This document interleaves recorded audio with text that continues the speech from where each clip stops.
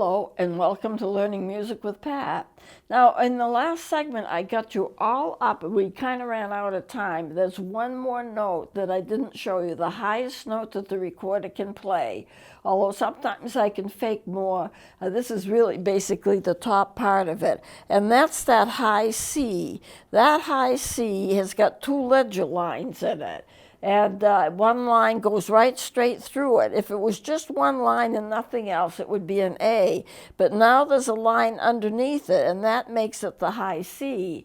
And if you look on this scale, from C to C, that C is going to be right here. This is a D, an E, and an F. The saxophones can get that. That F is the highest note that the saxophone can get. Most of the woodwinds don't go past the C, except for the flute. The flute can do it, but most of the others, this is the last one they play. If you look at this scale, showing the middle C here, then you don't even get to the high C. It's right up here. I didn't draw it in. So this is it, the high C, and the fingering of it is a little bit different than what you might expect. So I'm just going to show you. It's the first finger of the left hand and two fingers of the right hand, like this. And then, of course, it has to be half-holed from the back. Now, it's hard to reach that high C, but it is playable. And it does come out kind of shrieky, but it does come out. So that's the highest note that the recorder can play. So what I've done is I've shown you with the fingerings. I haven't gone into the sharps and I haven't gone into the flats, but we will be doing that as we go along. Now, let me show you. This is something I often use when I'm teaching students. This is the low C or the middle C, D, E, F, G, A, B, and that's the mid-range C. And then this would be right here. And then going back down again to the low C. And I've done that with students when they're first beginning. Let's see. And the B is right here. This is kind of like a review. The B is right here, and it's this way on the staff, and it's the first finger, the index finger on top, and the thumb hole is covered. Now, let's see. Still, whoops.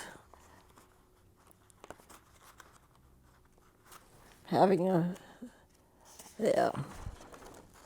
Then the A is here, just two fingers, thumb hole covered, and here it is on the keyboard. And we're not going to bother with this because it's not quite in line. And the G is here, and C, B, A, G right here, and then it's three fingers down. I showed you that before. On the staff, it's right here, and the thumb hole is covered.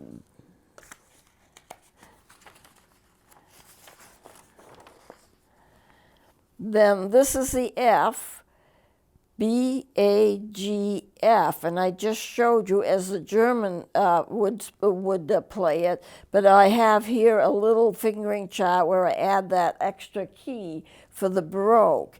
Thumb hole is covered, and it's down here on the first space, and it's right here on the keyboard. Remember when I showed you the keyboard before? There are plenty of notes to the right. There are plenty of notes to the left. I'm just showing you that middle section of the two octaves that the woodwinds play. Now, the E is right here on the piano, on the keyboard, and here we have the thumb hole covered, B, A, G, F, E right here. And that's all except these two little ones, which will be the D and the low C. So let me flip. That low D is right here on the keyboard. It's right here. It is actually the first note below the first line of the staff. And all of these notes here are covered. A lot of recorders, when they get to the D and the C, they have two little holes, but they're little holes and they form the larger hole. And the C is the same way. They don't all have that, but a lot of them do. And it's just to help you play sharps and flats. That's the reason that it's there. And it is helpful, but you would be able to play them even if they weren't there. So there's that low D, and it's right here. It's all of these covered, and the thumb hole, of course, is covered in the back. And the only lower note you can get from that is going to be the low C. Whoops. If I can catch it here, the low C. The low C, everything is covered, everything. The thumb hole is covered, all these keys are covered, and it has one ledger line. Now that's the low C, that is the middle C. One ledger line through it, and it's below the staff. And that's halfway between the treble clef and the bass clef. Sometimes when you write a C, you put two stems on it. You can put a stem to the left and a stem to the right, because it is the top note of the bass clef, but it's also the lowest note of the treble clef. It's right between the two clefs. It is right here. Starting here, you would start to get the bass clef. Up here, you get the treble clef. And so this is where it is, the low C right here. Everything is covered, including the thumb hole in the back. So you can see that you can understand what the fingerings are like. They're very sequential. Now, and this was the upper C. I think I'll skip this one, but this was the mid-range C that we started with before in the last segment. That C is right here, mid-range C, right here, and up here on the staff, on the keyboard, with the thumb hole covered. Now, what I would like to show you is this right here. It's the last thing I'll show you in this notebook. This is a scale. It doesn't include sharps and flats. In fact, it's not a full scale, but C, D, E, F, G, A, B, C, and then that D. That D is the note where you only have one finger down. And then I start with the D and go back down. D, C, B, A, G, F, E, D, C. And when we start students learning how to play, the way I do it is B, A, G, F, E, D. And I'm starting right here. B, A, G, F, E, D, and then the two C's I show later on, so you get the full scale. A scale is 8 notes, and the highest note is just 8 notes from the note that you started from, or 8 notes below where you started from. So here we have the C, B, A, G, F, E, D, C, but you don't play music in this direction, you play it from left to right. So if you're going to play the C and the B, A, G, F, E, D, which is where I usually start, this is the B, this is the A, this is the G in the left hand, and then the F, this is the Baroque fingering, this is the German fingering, E, D, and C. And so therefore you get the full scale. Now, I'm going to be teaching sharps and flats as we go along, but I'm not going to be doing it right this minute. So I just wanted to show you the major within the last 3 segments. I want to show you the major notes and how they're fingered. Now what I'd like to do is I'm going to start and show you more in terms of how to play the notes, how to time it, how to count it. So I have here a piece of music which I'll be playing, and I'm going to show you some things about it. Here is a time signature. That time signature is 3/4. That means there are 3 beats to a measure, and from the 3 beats to the measure, the quarter note, which is 4, that 4 indicates it's a quarter. Think of it this way: 4 quarters to $1. 4 quarters make a whole. If you take a piece of pizza and you cut it in both directions, you cut it in quarters. 4 always means 4, so the quarter note gets 1 beat. So there's your D, your low D, and then you jump to the G. And as you know from knowing the fingerings or how you play it, this is the low D right here, and you jump to the G. You take these 3 fingers up and B, A, G, F, E, D. So D to G, just take those fingers up, but you're going to keep them curved, and you're going to hold them over the tone holes and not flat, because what you're going to do is you're going to need to use those notes again. And when you count the music, you count the music in your mind, because you can't count it out loud. 1, 2, 3, 1, 2, 3, 1, 2, 3, 1, 2. This is a tie or a hole, this little line here. And what it does is it ties those 2 notes together. So you play this note and this note together as if they're one note. That means, of course, that you're not tonguing this note. You're tonguing this note, you're tonguing all of the notes, but wherever you see one of these little ties, you don't tongue the second note, because you're playing it just like it belongs to the first note. Now you'll notice that here I have a dotted half.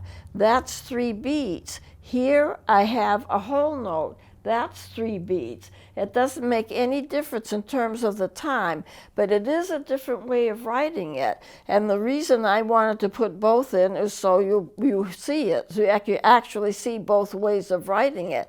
This is a half note. When you put a dot beside a half note, it means it's worth 1 beat more, because it's worth half as much as what the note is worth. The half note is worth 2 beats. Half of it's going to be 1 beat. So that dot is like adding 1 extra note to it. I could write it also by writing it as a half note and a quarter note and tying them both together. You'd get the same thing, but there are different ways of writing it. So this is like waltz tempo. 1, 2, 3, 1, 2, 3, 1, 2, 3, 1, 2, 3. That note is tongued, and you go all the way through the music, and you'll see this here, right here. This is a fermata. The fermata is like a little archway with a dot in the middle, and that means you can hold it as long as you want to hold it. And so therefore it could be a long hold, a short hold. It's probably not too long, but it is a little longer, so therefore you could hold it that way, and then you get the C, and then you go on from there. So I'm going to play that, and we're going to see what this sounds like. Okay, and you just watch the music.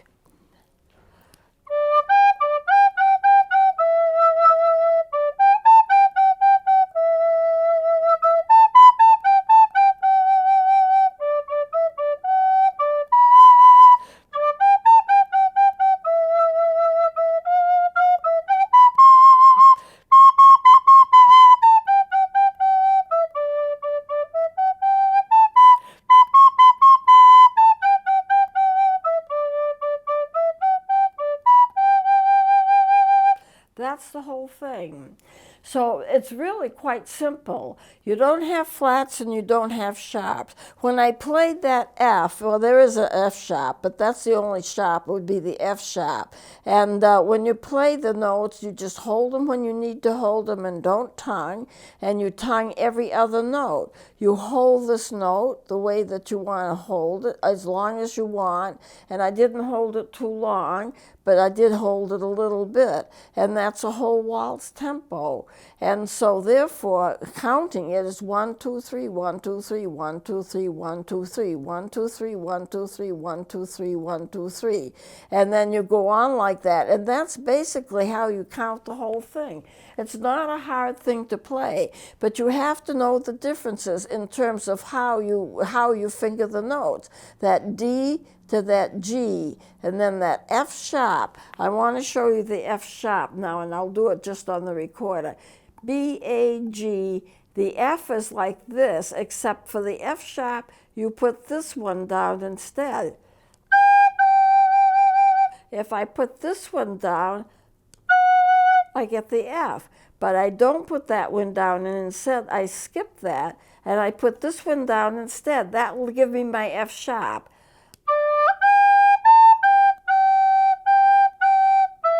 And then add this finger, and I get an E.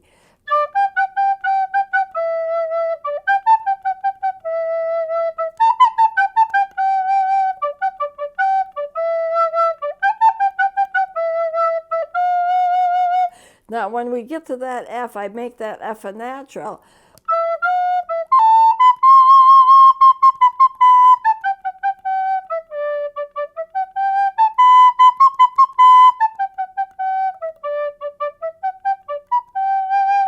Now, when I play the C and the B, which happens in it, I have to, and it happens in this area right here.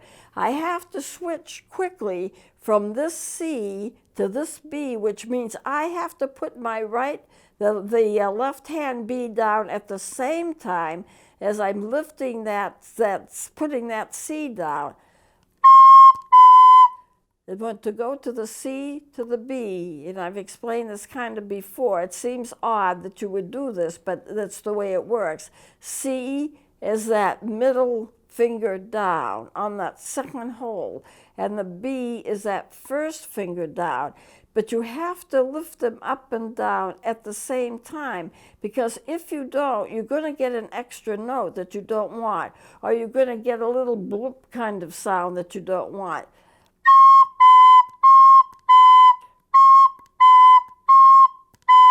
As the finger is going down to make that B, that C finger that was there is coming up. And I don't get any extra sounds because I'm doing it at the same time. If I don't do it at the same time, you see what happened? I get a little extra sound that I don't want. It's not really a note. It's a half of a note, but it hasn't completed because I haven't picked the finger up in time.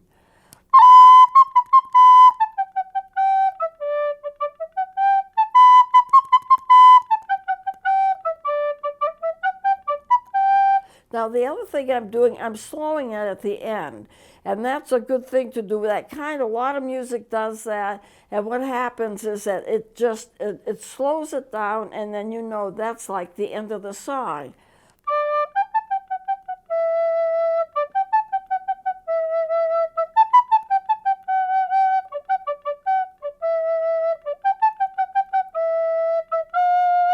That's an F natural. Now, on a German instrument, it would be, it's a little high pitch. So to keep the pitch right, I do the Baroque fingering.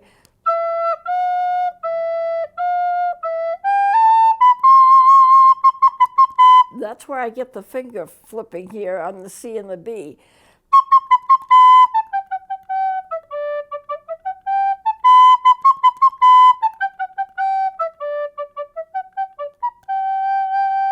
I don't have any repeat marks here, but you normally, if you want to play it a second time, you would put a repeat mark. And since there are no other repeat marks in it, you automatically have got to go to the beginning of the song.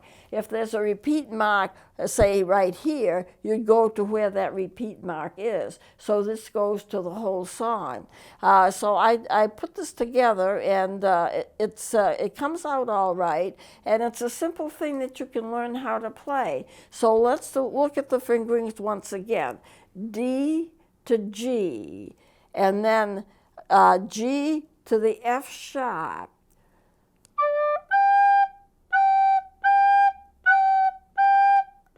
And then the E, you put that finger down, this finger here, and you get that E.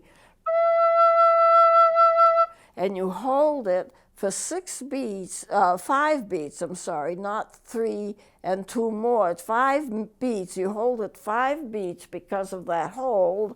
So it's really, and then this gets tongued. It's interesting because this is what's called a phrase. 1, 2, 3, 4. Usually a phrase, I didn't mark it in, but a phrase is like there's an archway, there's like a curved line that goes through it. A lot of music has it, some music doesn't. But it's usually like a four measure segment, and then you go on to the next 4 measures. It's like a group of notes that kind of belong together. It's like you're reading a sentence. You come to a stop where there's a period, and then you start again for the next sentence. It's like a phrase that belongs together. Those notes all belong together. And then you start again, and you end up here with this tie. And then you start another whole phrase right here. These notes belong together. So that's a simple waltz. Actually, I kind of like that waltz, even though I did write it. I do like it because I think what it does is it shows you the fingerings. It shows you you jump from G to D, D to G, G to F sharp to G, which that's just like a half step, and then down to the E, which has a hold. So what do you learn from some simple music like this? Well, the time signature, the key signature, it's in the key of G. The key of G has 1 sharp. Now, at some point, I'm going to show you how it gets that way, but for now, just try to remember that. And then the F sharp, of course, refers to any F that you have. That would be the lower F right here, or it would be a higher F on the higher part of the staff. The octaves would be included. Any F from the lower to the higher F would be included in that sharp. And when you don't have it, then you would have a little sign saying that this is not sharp. That, it's a little natural sign, and then you know not to sharp it. And I didn't put that in here, but I probably should have. I never thought of it. And then you have the hold, and you can count the music. This is 3 beats. This is 3 beats, and the whole measure, all the measures have 3 beats in them. Then one interesting thing, that last measure, when it's the last note, it's a G, but that's only 2 beats. And shouldn't it be 3 beats? Well, what they do is they put the introductory note right here. They count it as the 3rd beat, so that measure technically has the 3 beats in it, even though you're not playing 3 beats, even though you're not playing at the same time. It still balances it out mathematically. So that's something that you can learn from that. So I'm going to take this down. And here is the second version of it, but the second version of it is the same. It's the same song, but in a different octave. It's in the same key, and I've just written it so that the notes are a little different. It's the same song, but I've written it different ways because you can write it different ways. So instead of going from the D, I'm going from the G to C.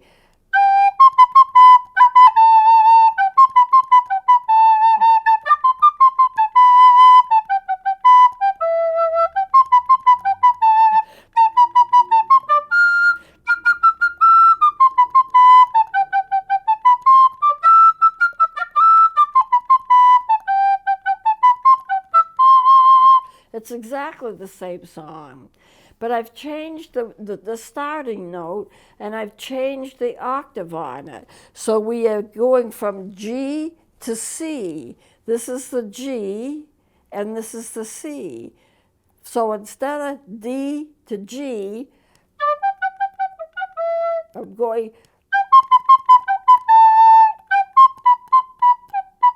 This is a little harder to do because you go from the G to the C. Here's the G, A, B, C. And then you have that flipping.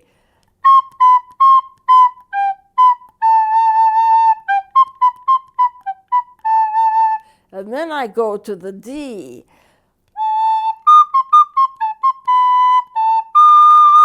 remember that D has no thumb hole in the back. It only has that one finger. I'm going from an A, B, A to a D.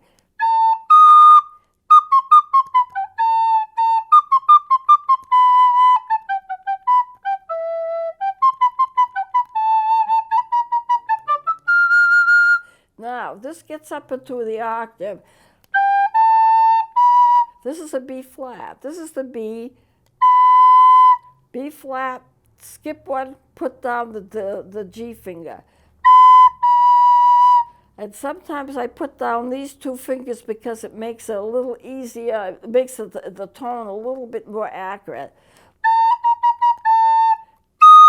Here's your C, that's your D, there's your E, that's the Baroque F, and it's a high F. And see, I guess I'm running out of time again, so I'm going to continue with this next time. Different ways to write the same song. And so I hope you will join me then. We'll close it here, and I'll continue with this next time.